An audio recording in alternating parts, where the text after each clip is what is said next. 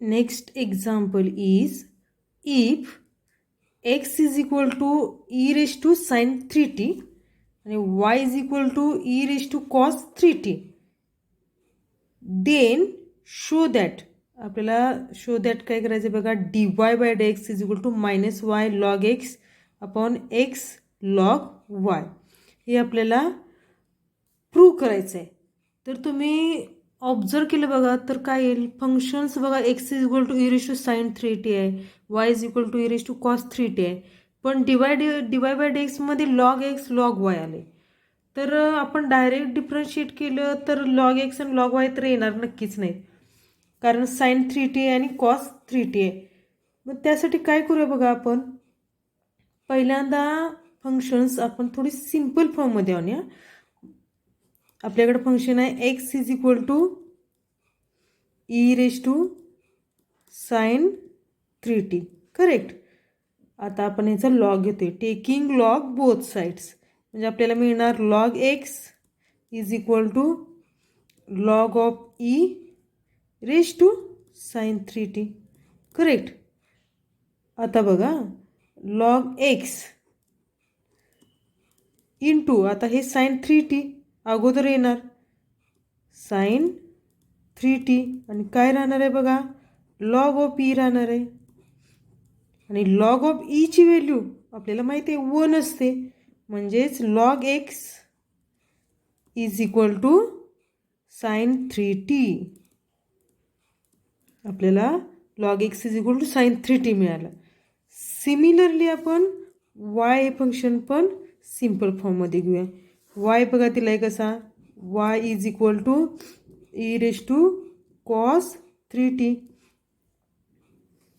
आता दोन्ही बाजूचा लॉग घेऊया, log of Y is equal to log of E raise to cos 3t. Log Y is equal to cos of 3t into log E, आणि log ईची value आपल्याला माहिती आहे 1 असते, म्हणजे log of Y is equal to cos 3t. आपल्याला दोन values मिळाल्या बघा, log X is equal to sine 3t आणि log Y is equal to cos 3t. Total याला आपण इक्वेशन नंबर 1 कन्सिडर करतोय. अजून आपण डिफरन्शिएट केले का, डिफरन्शिएट केलं नाही, आपण थोडं सिम्पल फॉर्ममध्ये आणलं. आता आपण डिफरन्शिएट करूया, एकदा लॉग एक्स डिफरन्शिएट करूया, आणखी इथं लॉग वाय डिफरन्शिएट करूया. आता इथं पॅरामीटर कोणता आलाय बरं, टी पॅरामीटर आलाय, बरोबर. दोन्ही फंक्शनमध्ये पॅरामीटर कोणता आहे तर टी आहे. तर पहिल्यांदा मी लॉग एक्स घेते बघा डिफरन्शिएट करायला. Log X is equal to sine 3t differentiating with respect to T. Parameter बघायचा कोणता आलाय तेच विथ रिस्पेक्ट टू घ्यायचं. लॉग एक्सचं डिफरन्शिएशन 1/x माहिती आहे, पण पुन्हा एक्स डिफरन्शिएट केला पाहिजे म्हणून dx बाय dt, करेक्ट. लक्षात आलं असेल, d by dt of sine 3t.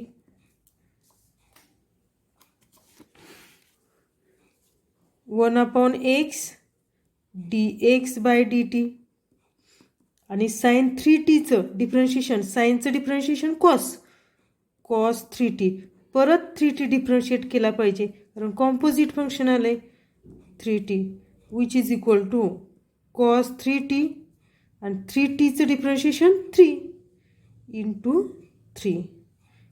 आपल्याला मिळेल बघा कॉस 3 इंटू, आता कॉसचं डिफरन्शिएशन 3 कॉस 3t येणार, बरोबर. 3 cos 3t 1 upon x dx by dt, 1 upon x dx by dt is equal to 3 cos t. आता आपण log of x is equal to sine 3 घेतलं, sign 3t differentiate केलं तर log y घ्यायचं आहे.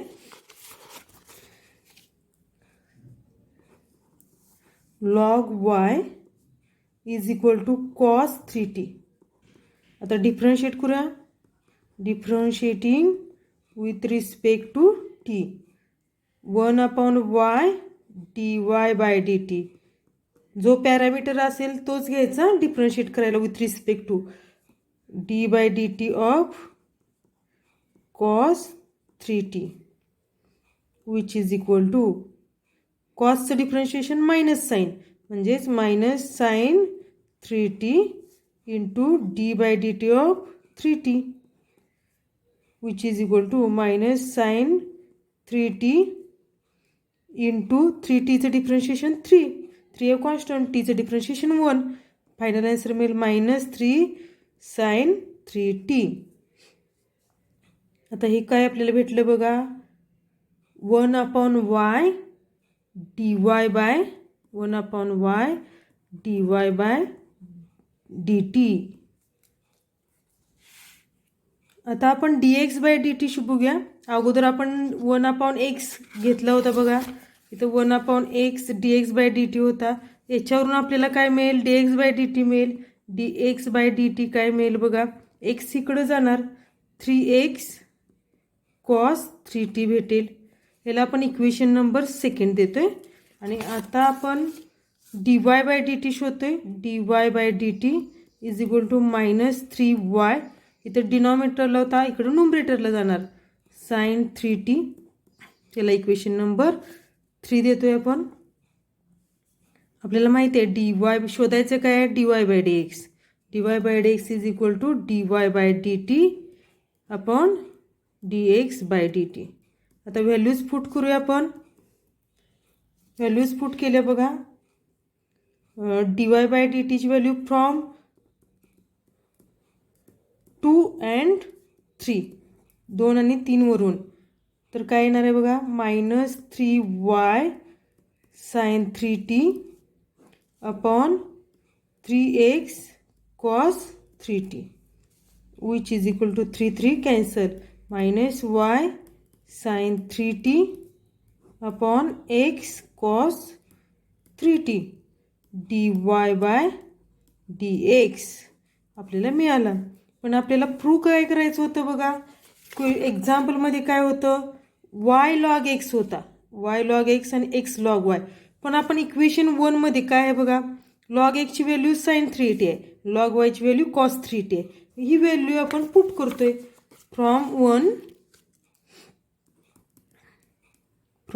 1 dy by dx is equal to -y log x upon x log y which is required answer. Simple आहे बघा example. आपण second example घेतोय. हे अतिशय सुंदर एक्झाम्पल आहे, खूप छान एक्झाम्पल आहे बघा हे. If x is equal to 2 cos raised to 4 t plus 3, y is equal to 3 sin raised to 4 t plus 3. Show that, आपल्याला शो दॅट काय बघा, dy by dx is equal to -√3y upon 2x. पहिल्यांदा आपण x आणि y घेऊया आणि थोडीशी adjustment करूया बरं का अगोदर, आणि डिफरन्शिएट नंतर करूया. x is equal to 2 cos raised to 4 t plus 3. आता हेच कसं लिहिता येईल बघा, cos raised to 4 t plus 3 is equal to x by 2 लिहिता येईल ना असं. ह्या 2 इथं डिनॉमिनेटरला टाकला आणि cos raised to 4 हे अगोदर घेतलं. आता स्क्वेअर रूट घेणार आहे मी, taking square root both sides, दोन्ही बाजूचं मी स्क्वेअर रूट घेते. त्यामुळे काय मिळणार आहे बघा आपल्याला, cos square t plus 3 correct, आणि इथचं स्क्वेअर रूट घेतल्यामुळं x बाय 2 लक्षात येते. आता आपण y घेतोय. आता y घेतोय बघा, y मध्ये चेंजेस होणार आहेत. y is equal to 3 sin raised to 4 t plus 3. आता sin raised to 4 अगोदर घेते, sin raised to 4 t plus 3 is equal to y upon 3, आणि taking square root both sides, दोन्ही बाजूचे स्क्वेअर रूट घेतले, taking square root both sides दोन्ही बाजूचे square roots घेतले तर काय येणार आहे बघा, sine square t plus 3 is equal to under root, बरोबर आहे का बघा, y अपॉन 3. आता हे इक्वेशन आहे, ह्याला आपण 1 देतोय, ह्याला आपण सेकंड देतोय. फ्रॉम 1 and 2 किंवा adding 1 and 2, adding equation 1 and 2 आपण पहिलं आणि दुसरं ॲड करतोय, म्हणजेच काय मिळणार आहे बघा, sine square t plus 2 plus cos square t plus 3 आहे बरं का इथे, सॉरी 3 इज इक्वल टू, बघा काय येणार आहे, under root x/2 plus under root y/3, under root x/2 plus y upon under root y/3. पण आपल्याला एक आयडेंटिटी माहिती आहे, sine square theta plus cos square theta is equal to 1 माहिती आहे. इथं बघा अँगल t+3 सेम आहे, साइन स्क्वेअर आहे, कॉस स्क्वेअर आहे, म्हणजे ह्याची व्हॅल्यू काय असणार आहे, 1 असणार आहे. पण इथे दिल्या काय, route x/2 plus under root y/3 दिले, म्हणजेच याची व्हॅल्यू काय असणार आहे, 1 असणार आहे. Therefore under root x/2 plus under root y/3 is equal to 1. आपल्याला इक्वेशन मिळालं. आता हे इक्वेशन घेऊन आपण डिफरन्शिएट करणार आहे. लक्षात येते, किती सिंपल आणि सुंदर एक्झाम्पल आहे बघा.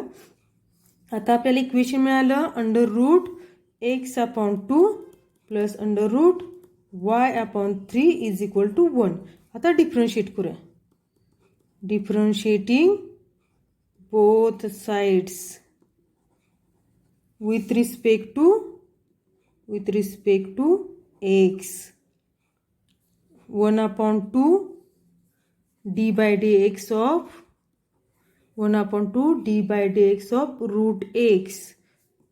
बघा 1/√, पाहिजे 2 नाही, 1/√, d by dx of root x plus 1/√3 d by dx of root y आणि 1चं डिफरन्शिएशन 0. इथं 1/√2 कॅन्सल होता, सॉरी कॉन्स्टंट होता, म्हणून आपण 1/√2 घेतलं. आता डिफरन्शिएट करूया आपण. 1/√2 रूट एक्सचं differentiation 1/2 root x plus 1/√3 into 1/2 root y, पण इथं वाय डिफरन्शिएट केला पाहिजे बरं का, dy/dx which is equal to 0. आता बघा आपल्याला dy/dxचे टर्म्स एकत्र करायचे आहेत एका साईडला आणि राहिलेले टर्म्स एका साईडला घ्यायचे आहेत. म्हणजे काय येणार बघा, 1/2 root 3 root y, 1/2 root 3 root y dy/dx is equal to 1/, आता मायनस साईन येणार, ही टर्म प्लस आहे म्हणजे इकडे गेल्यानंतर मायनस येणार, minus 1/2 under root 2 under root x. आता आपल्याला dy/dx शोधायचं आहे. dy/dx इज इक्वल टू, आता ही टर्म डिनॉमिनेटरला इकडं न्यूमरेटरला जाणार, minus 2 root 3 root y upon 2 root 2 root x which is equal to 2ला 2 कॅन्सल, म्हणजेच काय येणार आहे, minus under root 3y upon 2x dy/dx. Simple आहे बघा, हेच आपल्याला प्रूव्ह करायचं होतं. ओके.